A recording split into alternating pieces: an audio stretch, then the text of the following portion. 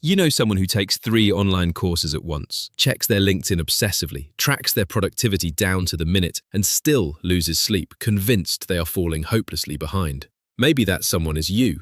You aren't lazy, you aren't unqualified. You might be doing everything perfectly, mastering new AI tools, building side hustles, aggressively updating your portfolio. And yet, there is this quiet dread that never goes away. This feeling that an algorithm update, a sudden corporate restructure, or an AI breakthrough could wipe out your entire livelihood tomorrow morning. Your career anxiety isn't a bug, it's a receipt. It is proof that you were paying attention when everyone else was swallowing the follow your passion garbage. Because there is a specific type of person who carries this relentless skill paranoia. It's not the chronic procrastinator, and it's not the person who never wanted to work. It's the person who watched the traditional corporate ladder work flawlessly for their parents, and then watched it turn into a meat grinder the exact second they stepped onto the first rung. This is the psychology of hustle anxiety and career paranoia, and by the end of this, you won't just understand it, you'll finally have the words for a trap you've been caught in for years. Picture this. It's 1998. You're a kid watching your parents leave for the same corporate office they've gone to for a decade. Yearly promotions, a clear hierarchy, job security, the gold watch at the end. That's the deal. Work hard, stay loyal, get taken care of. Simple. Then the 2010s arrive. You watch that same loyal workforce get gutted for agile restructuring. People who gave 20 years of their lives to a company locked out of their laptops in a single afternoon. No warning, no real explanation, just an automated email from HR and a severance package. And then 2023 happens. You've done everything right. You learned to code, you networked, you adapted, and you watch 300,000 tech jobs vaporize in what feels like a weekend. You watch AI instantly replicate the jobs of the junior designers and developers you just trained. That's not imposter syndrome making you anxious, that's pattern recognition. You saw the same movie play out twice, and you swore you'd never get caught unprepared again. Here's the secret that career coaches and corporate mentors refuse to admit. A huge portion of people with career paranoia haven't just lost faith in their employers, they have completely written off the concept of job security altogether. They assume corporate loyalty is a myth, and they build their entire life strategy around its absence. Most people hear that and think it's cynical. But is it? These are people who watched CEOs boast about record profits on a Tuesday and lay off 10,000 people on a Wednesday. So when they sit down to plan their careers, they do something their parents never had to do. They plan as an army of one. No safety net, no corporate family, just whatever leverage they can build themselves. That's not paranoia. That's what happens when you watch institutions make promises and then quietly renegotiate the terms in the dark. Now, this environment doesn't just produce one kind of worker, it produces two, and they look completely different from the outside. Type 1 is the hypervigilant optimizer. They have 17 Notion dashboards. They are learning Python, prompt engineering, and digital marketing simultaneously. They have 3 side hustles because they don't trust a single W-2 paycheck. They manage their own personal brand because they don't fully trust any company to give them authority, and they still feel behind. The anxiety doesn't disappear when their income grows or their resume expands.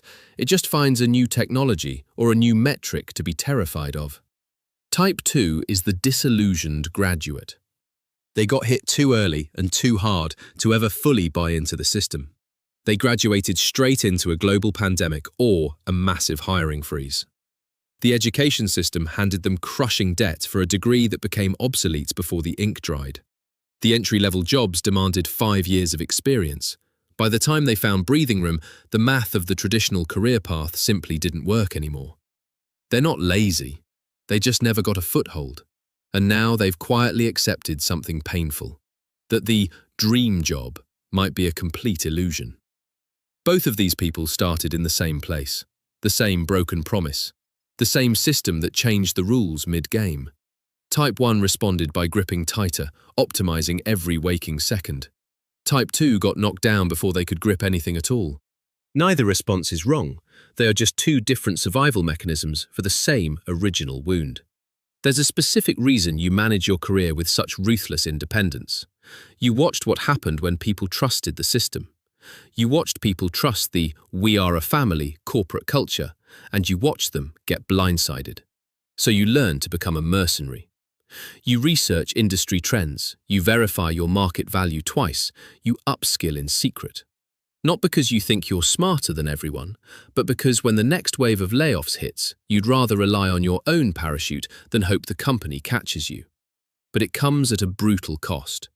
Doing everything yourself means carrying the weight of the future constantly.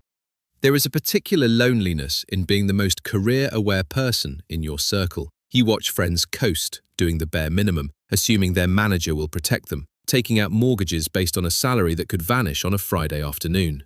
And you say nothing. Let's be brutally honest about what this optimization anxiety actually does to you day to day. It makes you feel guilty for resting. Even on a Sunday, even when you're exhausted, there's a voice asking, "Should I be learning a new skill right now? Is someone else outworking me?" It exhausts you because you aren't just doing your job today, you are mentally managing every possible version of the future simultaneously. What if my industry gets automated? What if my company pivots? The cruelest irony is that the very habits keeping you employed, the vigilance, the endless upskilling, the refusal to relax, are the exact same habits destroying your ability to actually enjoy your life. You are so focused on future-proofing your survival that the present keeps slipping past. Your career anxiety is not a character flaw, it is not imposter syndrome, and it is not proof that you are fundamentally broken, it is scar tissue. And scar tissue means you healed from something real. The system handed your parents a map, handed you the exact same map, but fundamentally changed the landscape, and you noticed. Instead of pretending it wasn't happening, you adapted. If you are still grinding, learning, and building your own safety nets despite believing the floor could drop at any second, that is not anxiety. That is defiance. You understood, earlier than most, that the only career security you can truly count on is the one you build yourself. But to survive this without burning out, you need to change the mechanics of your life immediately. Here is your roadmap out of the exhaustion loop. Build an anti-fragile moat. Stop trying to learn everything. Pick one high-leverage skill that is immune to immediate automation, like high-level strategic negotiation or complex problem-solving, and master it. The drop-dead fund. Build a financial buffer that buys you exactly 6 months of total silence, not for retirement, but for leverage. When you know you can walk away from a toxic environment for half a year, the daily paranoia vanishes. Fire your inner taskmaster. You must schedule rest with the same ruthless aggression you use to schedule work. Rest is not a reward for burning out. It is the strategic advantage that keeps you sharp.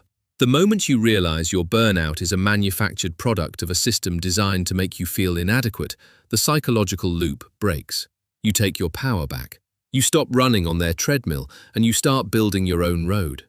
Drop a comment below. Are you type 1, type 2, or trapped somewhere in between? And if there is someone in your life who constantly works weekends because they are terrified of falling behind, send them this video. Because for the first time, they will finally feel understood. Subscribe to keep breaking these illusions.